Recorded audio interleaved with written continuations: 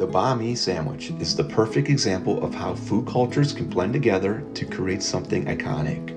Its history dates back to the mid-1800s when France colonized Vietnam and introduced ingredients like baguette, pate, mayonnaise, and cured meats.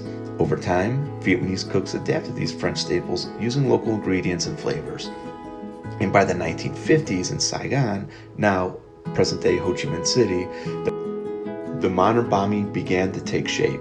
Vietnamese bakers made the baguette lighter and crispier than the traditional French version, while fillings evolved to include marinated meats, pickled carrots, daikons, fresh cilantro, cucumbers, chili peppers, and savory sauces.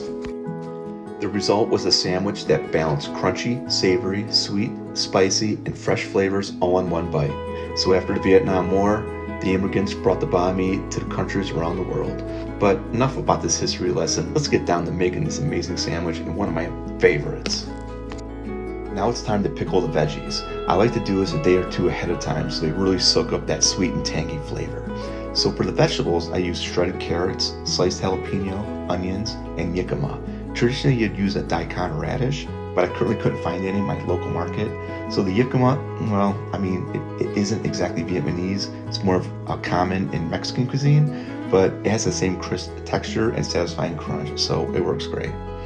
So for the pickling, we're gonna boil our 1 cup of water, half a cup of sugar, half a cup of rice vinegar, and we're gonna boil it. So it's time to cut the pork into sandwich-sized portions, and then we'll place them in a bowl. Therefore, we can add all of our marinades in the bowl. Okay, so for the marinade, add a half a cup of fish sauce, half a cup of soy sauce, and a few tablespoons of hoisin sauce, 4 smashed garlic cloves, a half a cup of maple syrup, a couple tablespoons of brown sugar, and 3 stalks of lemongrass, finely shredded, or you can mince it. Mix it together until all the pork is well coated. Then you're gonna cover the bowl, and we're gonna let it marinate overnight in the refrigerator. And if you give it 28 to 48 hours, even better. The longer it sits, the more flavor you'll get in every bite. Now it's time to grill the pork. I'm using Meat Church charcoal briquettes for this cook. Quick shout out to Matt Pittman, Meat Church Barbecue. Love your products. Hope you're watching. Once the pork gets nice and charred around the edges and fully cooked, it's time to build this sandwich.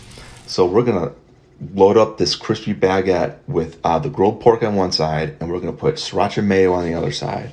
Or you can put it on both sides if you want. It's all good. So add your pickled vegetables, your fresh cilantro, cucumbers, jalapenos, and you have yourself an incredible sandwich.